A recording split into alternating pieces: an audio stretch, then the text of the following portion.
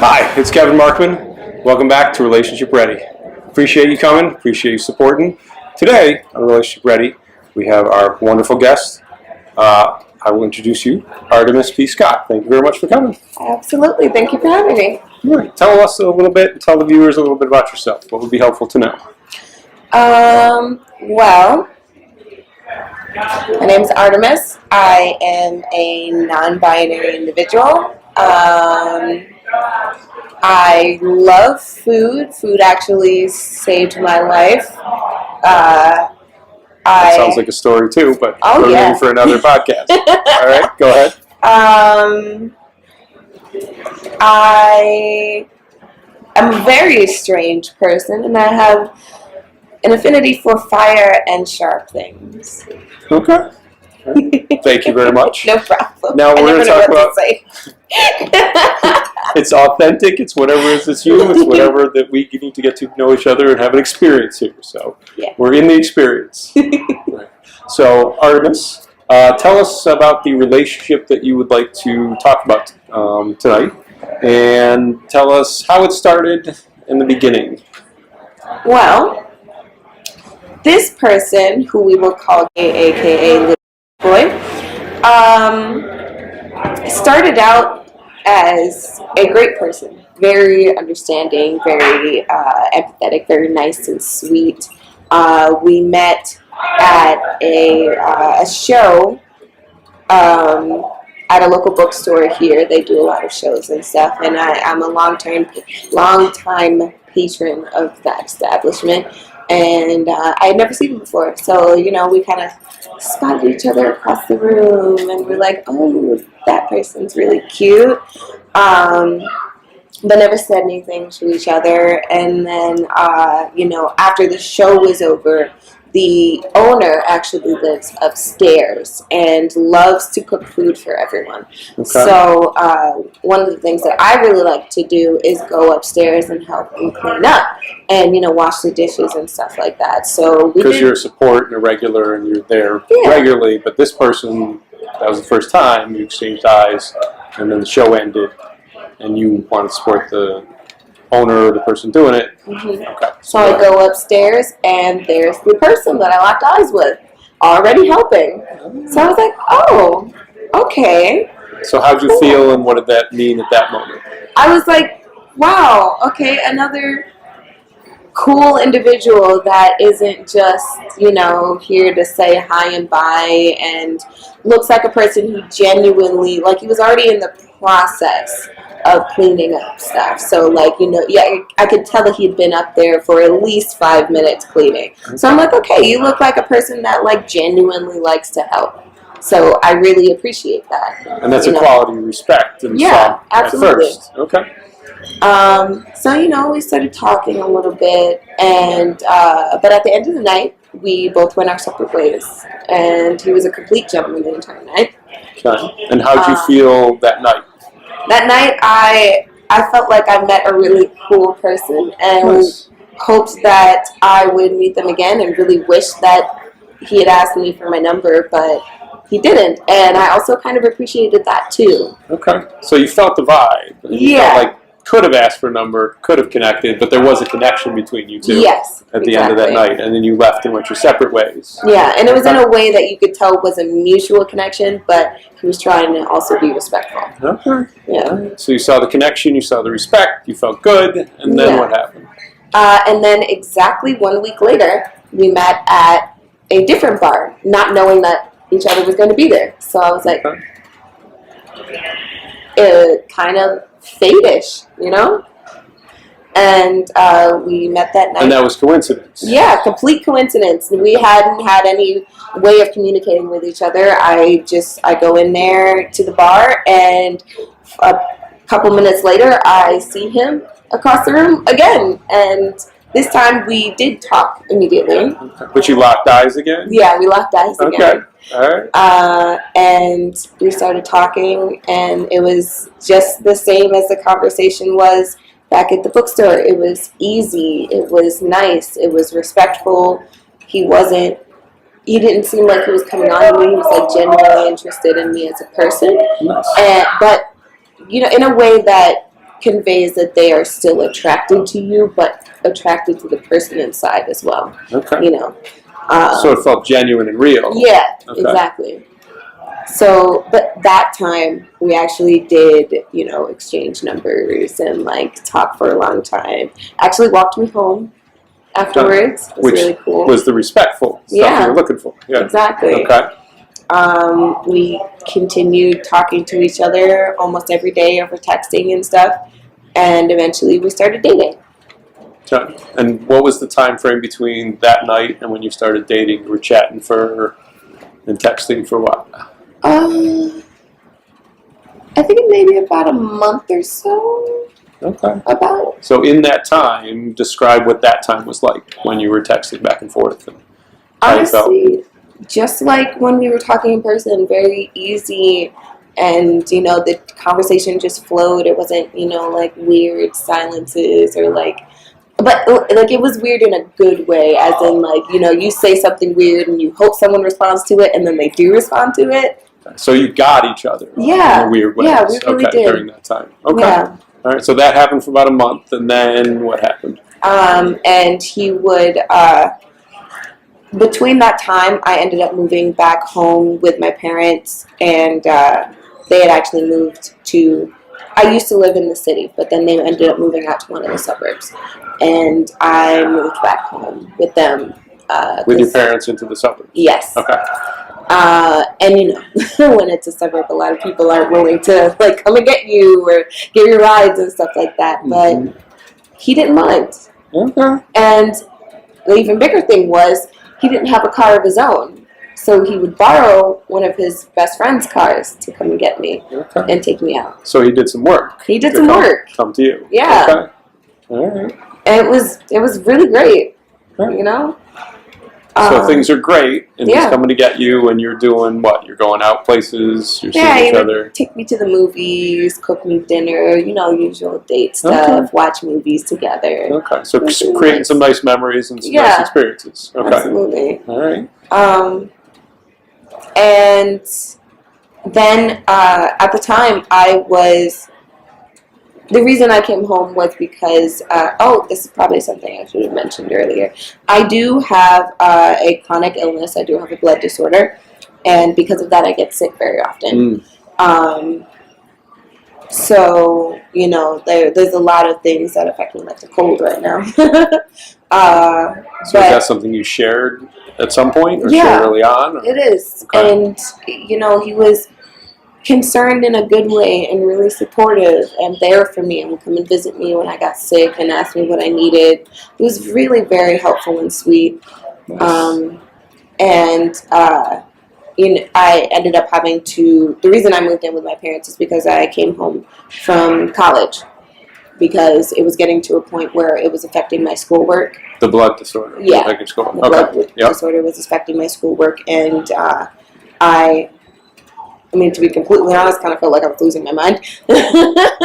Yep. Okay. So coming home was what you needed. Yeah, exactly. Okay. And then he was supporting you. Yeah, exactly. Okay. I met him, and I was like, wow, things are looking up. Things are drastically different from what they were a few months ago. And like a normal person that has to come home from school or like is away from their parents and then comes back, I felt like it was a little constrictive, and I longed to be a real person again and not have to report to someone. So you had your own rules when you weren't home, and then you had to come back to home rules. Yeah. Okay. So I was looking to move in with some people and move out of my parents' house. And he had some close friends of his that were looking to start a house together, kind of like a commune.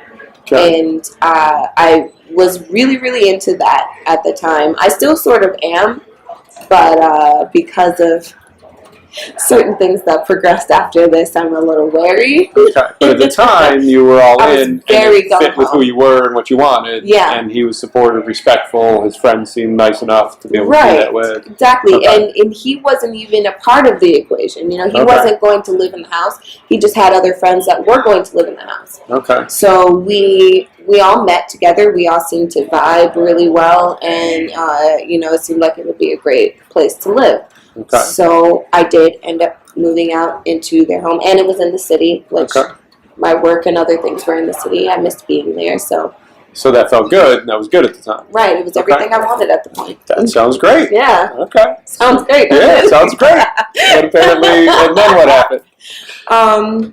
So I moved in with the friends, and things were really great for a while, but slowly I could sense that one of the people in the house the person that I actually clicked with the fastest and the most at the time, let's call her... Okay. Trying not to say bad words. I see you struggling. Yes. So he was very attracted to my partner, and making it known. Yeah, she kind of couldn't hide it. Okay. And there was a trip that we were all supposed to take together to this festival in the woods. Okay. And I was very, very excited to go. Okay. But all your commune house people, all of them, your partner, and you were partnered at that time, yes, committed to each other. Exactly. Okay, and you had discussed that, and we're like, yes, it's yep, us. We're going to be monogamous. We are together. I support you. You support me. Okay. There's a lot of trust. All right, and then you went off into the woods. Actually, no. Okay, what happened? I got sick. Oh. The night before we were supposed to go. And I knew it was one of the more serious times that I was sick. So I couldn't go on the trip. Mm-hmm. And everyone, was sad and said they would miss me and everything. But I told them, go ahead and go. Have a great time for me and for yourselves. I don't want to stop you guys from going. Okay. And that was a good decision at the time, it felt like. Yep. Okay. All right. And, I forgot. Also, one of my best friends from outside of the group started living with me at the time for her own reasons, and everyone had agreed to it.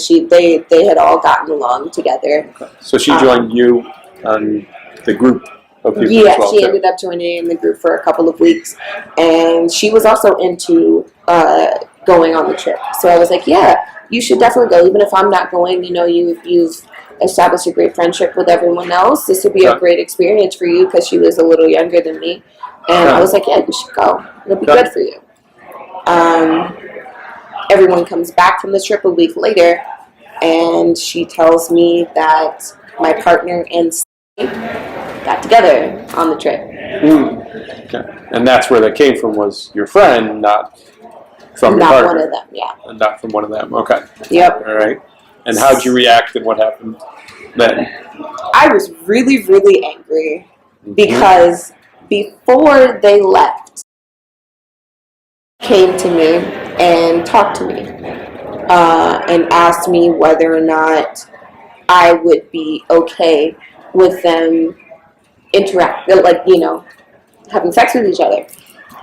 Because, they were friends before I had come along, and that her attraction had been slowly bubbling over the years, and she wondered my stance on polyamory, and she knew that we were monogamous. And I was open with her. I said I have a familiarity with polyamory, but not a personal familiarity with it. And at the time, I was uncomfortable with the idea. And she responded that she completely understood. She respected me as a person and as a friend, and she wasn't going to do anything. So there was a commitment that she was going to respect your monogamy instead of her polyamory. Yeah. Before you left, and she was respectful enough to have the discussion with you, but she was looking for the permission or consent, and didn't get that. Instead, got the no, respect my wishes of monogamy. Yep. And then went off and came back and did it anyway. Yep. Okay, which hurt more. Oh yeah. Yes. Oh yeah, it did. Yeah. When I was told that, I was very angry. I was hurt. I was upset. But I have tried for a very long time to acknowledge my feelings and respond to them in a better and more respectful way when I have to confront someone else about them. And I still did get a little angry and I still did yell at her a bit, but I sat her down and I told her that I know that you guys had sex on the trip, and I wanted to know what she had to say about it and whether she would own up to it and stuff. And she did, and she started crying and said that she was so sorry, that she didn't mean it, and why wasn't I yelling at him, and just a bunch of insincere crap, honestly. So it felt like tears, but not genuine crocodile tears. Yeah. Okay. All right. And that's not what you were hoping. You were hoping for her to take responsibility. Yeah. And at least say sorry genuinely. Okay. And you didn't get that? No. Okay. And I was like, well, I see that you're crying, but I feel like you're being disingenuous. And I will deal with my partner at a later time, but right now I'm talking to you. Okay. And you have hurt me very, very deeply. And I feel like if I do end up forgiving you or getting over this, it's going to take a while, and it's going to take a lot of work from you. But you were able to be clear and communicate that. Yeah. With her. Yeah. Okay. I told her she had broken my trust, and she had damaged the friendship, and I'm going to need time. And she seemed to get that and understand that, and said that she was going to work hard to regain my friendship and trust back. Okay. Which felt what? That part felt a little more true. Okay. So, I mean, she was still, passing those crocodile tears, but like, and you were still angry, but you felt like there was a chance with your relationship with her to continue. Exactly. I felt like she stepped up. Yeah, I was like, okay, you seem like, because I took into account the fact that she had never done anything wrong to me before that, and she seemed like a really great person and had a good mind space, and we really bonded on a deep level before that. Okay. So I was like, okay, people make mistakes, things happen, and a lot of people have made mistakes because of boys. So you're willing to give the benefit of the doubt. You're willing to chalk it up to a strike if she did the work. She did the work, yeah. Okay. And then what happened? I talked to my partner. He sort of did the same thing, but seemed a little more convincing, and I don't know whether that was because I had sort of fallen in love with him at the time or because he actually was convincing. Okay. But you felt more genuinely connected, and like you got a genuine apology. Yeah. And genuine consideration of your feelings and respect for him. Okay. And he actually did start, doing better, start making things up to me, start giving me, like back rubs and stuff, because he knew that would help me feel better with my body pain, and, like taking me out someplace and paying for everything. Not that, that's what I was looking for, but like, but showing you were looking in his to ways. Be treated well. Yeah. He was treating you well. Exactly. Cooking me dinner, telling me I didn't have to clean up or anything, running me a bath, stuff like that. Really nice stuff. And she wasn't. But I was still willing to try.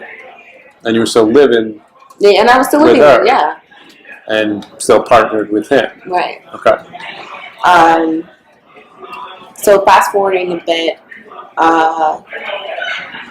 things between me and her kind of got cordial, but not better. Okay. And I couldn't really tell where she stood on things. So you weren't as close. There was some distance, but there wasn't her moving forward doing the work, but it wasn't moving away. Yeah, exactly. Okay. All right. But me and him got closer and got better. And we were together total for about 2 years. And over the time, he started getting more than a little bit unacceptable with certain things. Like, saying, like, yelling at me randomly. Like, I remember there was one time so one of his jobs was he was an urban farmer. And I was and still am very much into that stuff and very much into sustainability. I actually, that was one of the things I studied in college. I studied renewable energy engineering along with theater. So you had that connection and supported each other in that. Right. Okay. So that was one of the reasons why I really liked him. You know, we were into a lot of the same things. Mm-hmm. And I was learning a lot from him, and he was learning a lot from me. And so I would help him with work. And, you know, he would run a summer program out of the urban farm, and they would go and help out at the Gandhi Institute, which was down the street from where our new commune was. Okay. So we would meet there, and we'd hang out. And this particular afternoon during the summer was they were having kind of like a celebration day where they had all the kids over, invited their families and stuff, and they had just had a local artist commission a mural for them. Wow. Yeah, it was really, really beautiful. So you're connected and bonded over all these things, and it's going well. Yep. And you've been together for almost 2 years at this point? No, not at this point. This was about like a year and a couple months. I don't remember exactly where it was. But you're somewhere beyond a year in that, and connecting, and things are going well. And then what happened? He asked me if I could take a picture of the whole group in front of the mural. Okay. Oh, sorry. Also important, I have ADHD and sometimes scatterbrained, so I forget a lot of things. Right. So, one of the things that I forgot to mention was, I don't remember exactly what time period, like what time during the relationship it was, but I found out that he had a very unhealthy connection and attraction with his business partner. Okay. Unhealthy in the way that they would argue constantly and turn each other into really awful, abusive people and just yell at each other all the time. And they could barely get along on things, but they still ran the business together, which was the urban farming. Yeah. Mm-hmm. And she was also there. And she did not like me, even though I tried to be a good person. Mm-hmm. And I really, because it's your business partner. Obviously, I guess not obviously, but like I'm going to, try to put my best foot forward and be friends with you. Mm-hmm. You work alongside my boyfriend. I'm going to be there, and I'm going to, try to support you guys, and I want to volunteer with you guys. So you were offering that up, and not getting it reciprocated back. Oh, not at all. Okay. And they had a very intense relationship. Yeah. Abusive also. Okay. Yeah. He at that point had admitted to me that there were multiple times that he had stayed late for dinner.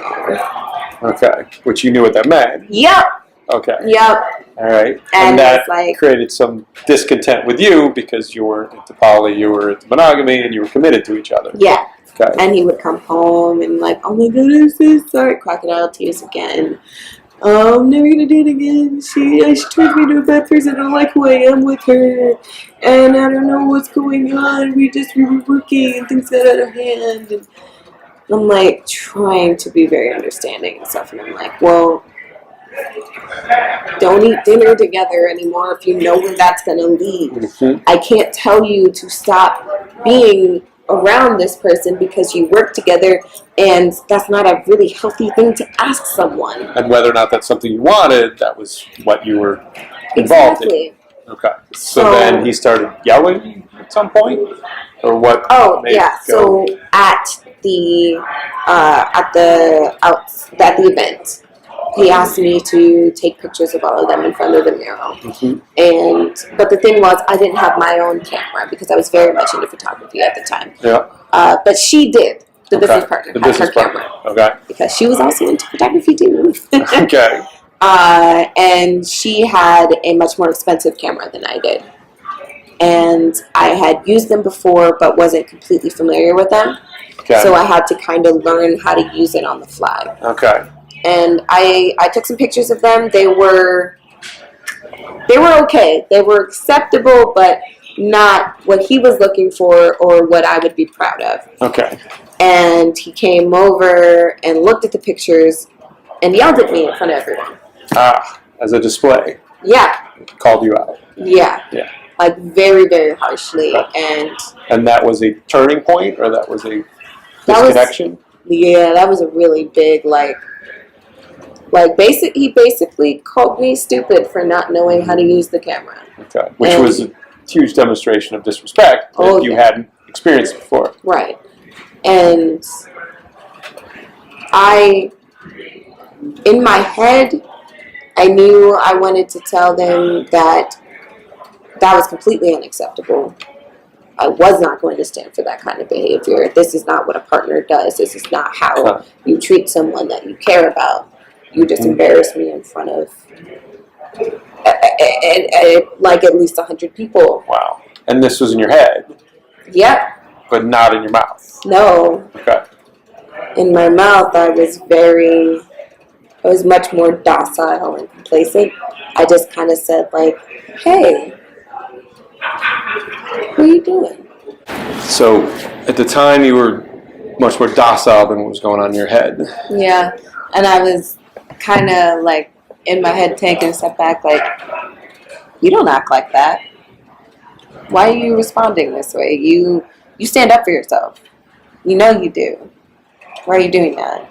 You need to tell him, you basically kind of need to tell him off, but not as publicly and embarrassing as you, but let him know that that's not okay. Mm-hmm. And I didn't do that. Instead, you did what? I kind of meekly was like, hey, why are you yelling at me? Please don't do that. And so you said something, just more meekly than the feelings you were having at the time. I barely said anything, honestly. Okay. I don't remember exactly what I said. But you were questioning, who you are, and this wasn't the way that you act. Okay. And after that, I started noticing that I did that a lot. Okay. So that was a wake-up. Yeah. For that's a way in which you were behaving with it. Okay. And I was going a lot through my head, why are you doing this? Is it because you love him? Is it because you've changed? Is it because he's changed? Is this relationship what you think it is? Or is it not? And also, sort of around that time, I talked to him, and he was honestly not about things that were going on, but we were just having a talk about, things that were going on. And he told me that he also had a mental disorder, and it caused him to be attracted to his business partner, even though she's not the thing for him, the person for him. Okay. And even though they hated each other, they also kind of loved each other in their own weird way. Well, that's the strong feelings of that. Yeah. As you're questioning the relationship, you're questioning you, and you're questioning him, and he brings this up. And what did that do for you, and what happened from there? Then I was trying to be the supportive person.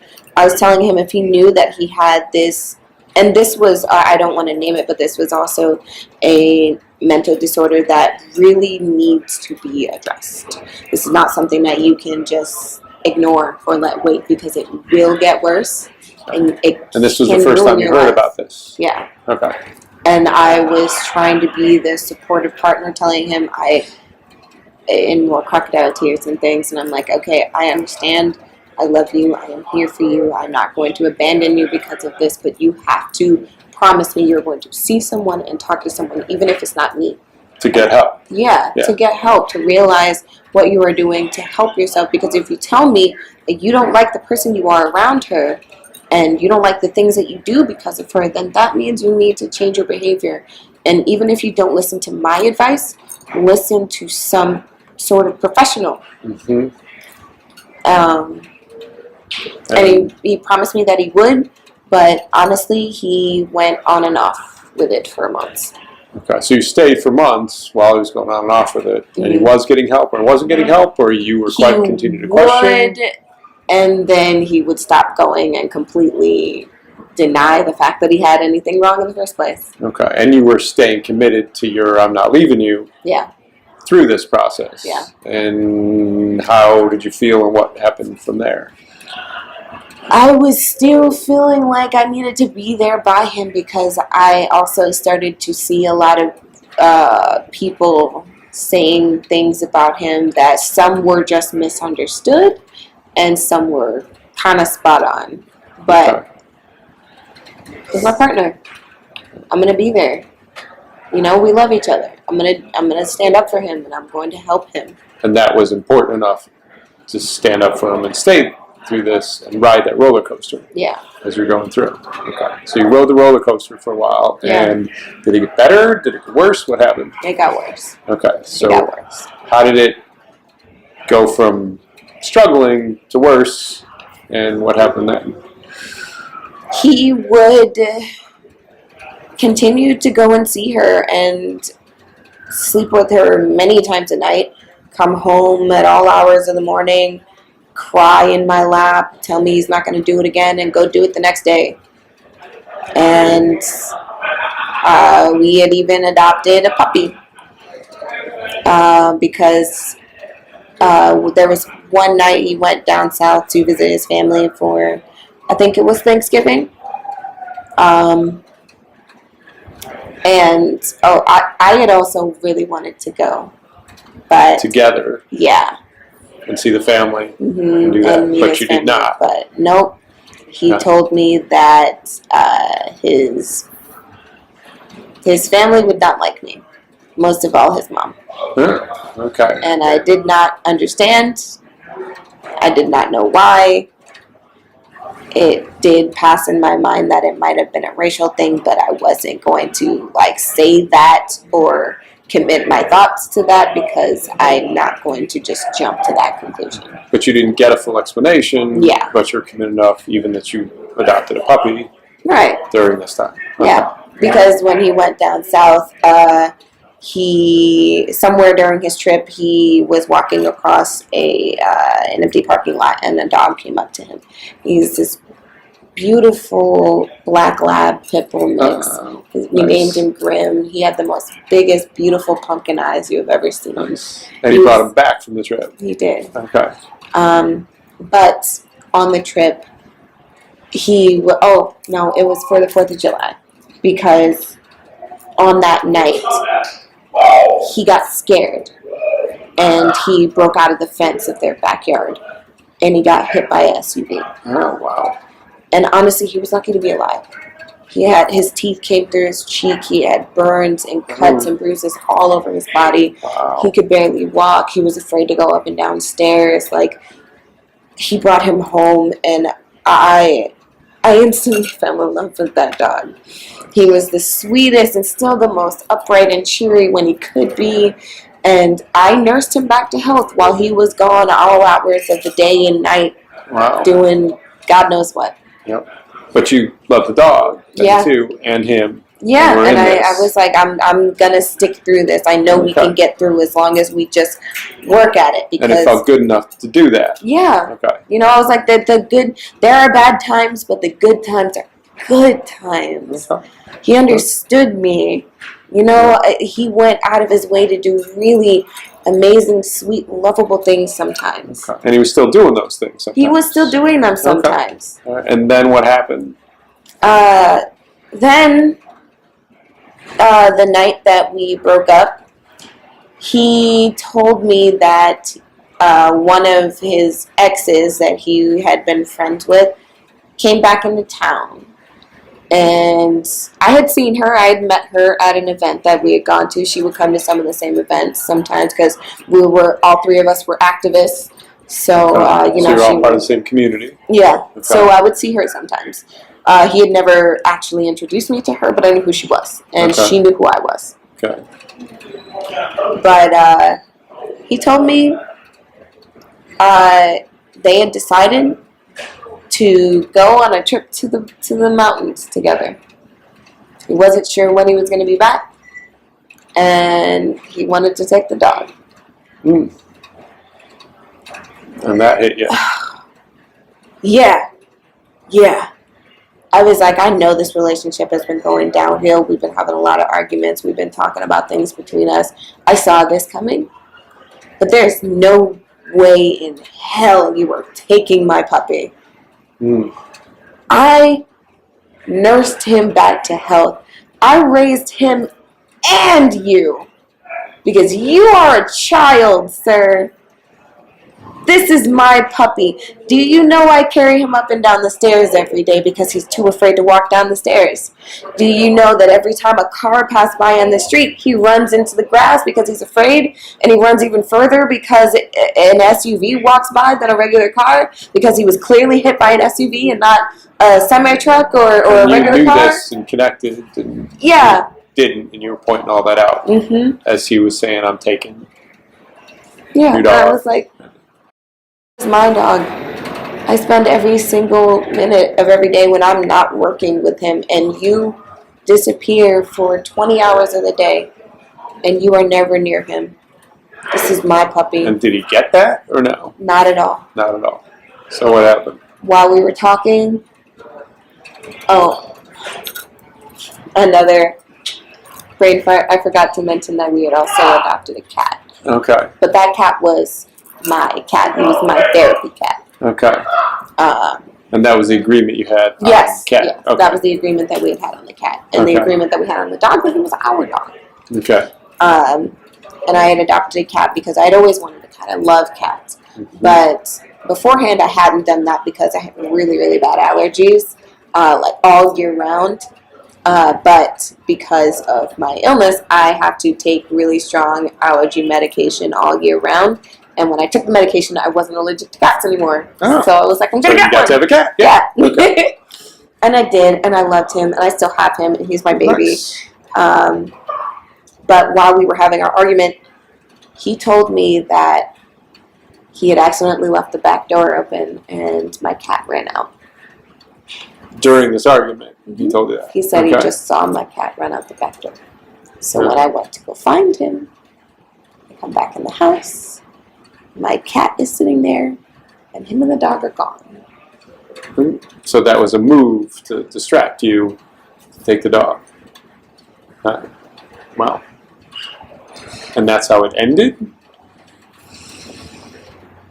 Or it continued? That's how the relationship ended. Okay. But that's not how he stopped being in my life. Okay. I didn't talk to him for at least a month.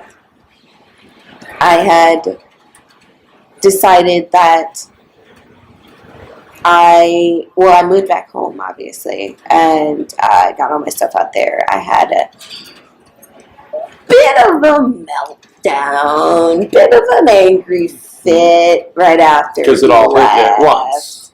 Yeah, I might have destroyed a couple of his things, allegedly. Okay.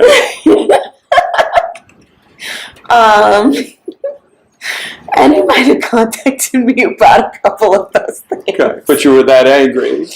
Yeah, I was like, I don't know what you're talking about, man. Okay. But the trust was broken. Oh yeah, completely. There was no way we were gonna do anything at all together anymore. But I told him that was still my dog, and when he got back in town, I demanded to see my dog because that is my dog. I had put in more time and work and love than he had, and he was still my puppy. And he said that he had actually acknowledged that, and he could see that he missed me. Okay. So we agreed that he would bring him over whenever both of us had free time enough to bring him, and I could watch him for at least a whole 24 hours. To continue to share the dog. Okay. Continue to share the dog. All right. And you developed enough mutual respect about the dog to do that. Yeah, about the dog. Okay. He was still like kind of poking and prodding into my life because I had also taken a trip to Boston, and he saw some pictures I had posted with some people, and he was like, "Who's that?" And I'm like, "That's none of your business." Because your relationship was over. Yeah. At this point. And what was the moment where you knew it was over? As soon as he walked out the door with my dog, okay, I lost all respect for him. Okay, and respect needed to be there in order to even have a chance at anything else, and it was then gone. Yeah, all respect, all love, everything went out the door with him and my dog. Okay. And that's what you had had at the beginning, and had had enough of it to be docile, or to move through it or accept certain things. Right. But that was the moment where it went, now there's no more respect. Exactly. This was the moment I was like, I am no longer putting up with the gaslighting. I am no longer putting up with the abuse, because it was an emotionally abusive relationship, and he was gaslighting me, and there had been way too many arguments and way too many times where I was docile and let things slide. And the emotional abuse was the yelling and the yelling, the saying disrespectful comments. There was one time where my dad came to pick me up so I could hang out with him for a little bit, and was waiting for me because he had to bring me back home, and my dad was meeting me at home, and I was talking to him but had to go run into the house for something, and I forget, we were in an argument of some sort, but I forget what it was about. And I told him, you have to wait, my dad is here, please lower your tone, this is going to be embarrassing if he walks up to us arguing. Please let me just run into the house for a minute. That way both of us can calm down a little bit and we can continue our talk a little more respectfully. I go in the house. I come back. He's gone. He put all my stuff on the sidewalk and drove off. And embarrassed you. Oh, yeah. That was very, very embarrassing. Okay. And my dad was like, he really just put your stuff on the sidewalk and drive off. And that fed into the questioning at the time, which eventually led to, oh, this is the disrespect. Yeah. And there was a lot of things like that, and a lot of yelling at me in public, and a lot of wanting to pretend when we were out at a bar or a show or something that I wasn't his girlfriend.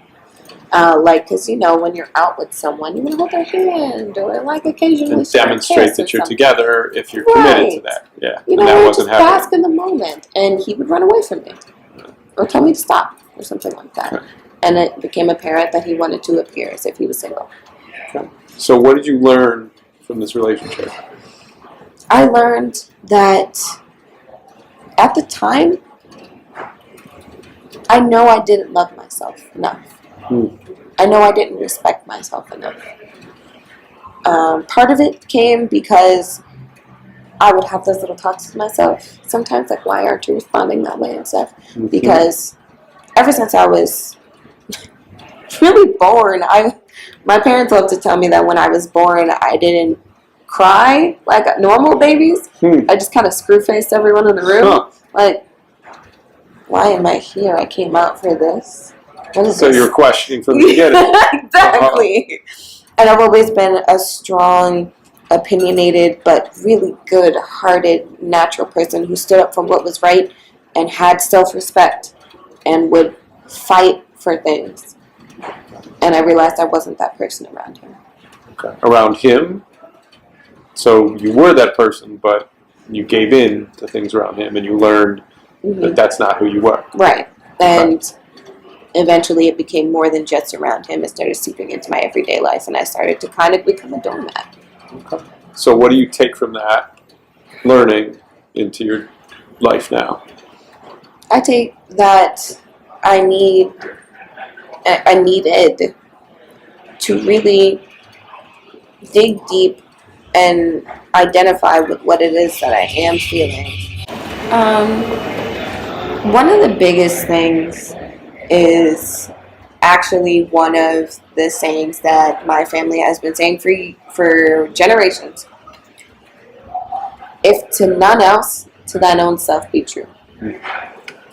You have to understand, respect, and love who you are. Sure, there may be things about yourself that you want to change and things you want to get better at and things that you feel like you're the greatest at. But you need to know and love that person. You need to be that person at all times. And I wasn't that person. Thank you very much, Artemis. I appreciate it. I appreciate you taking the time to listen. And thank you for sticking with us on Relationship Ready. Please support, like, subscribe, and relate, because that's what we're about. Thank you very much. Damn straight.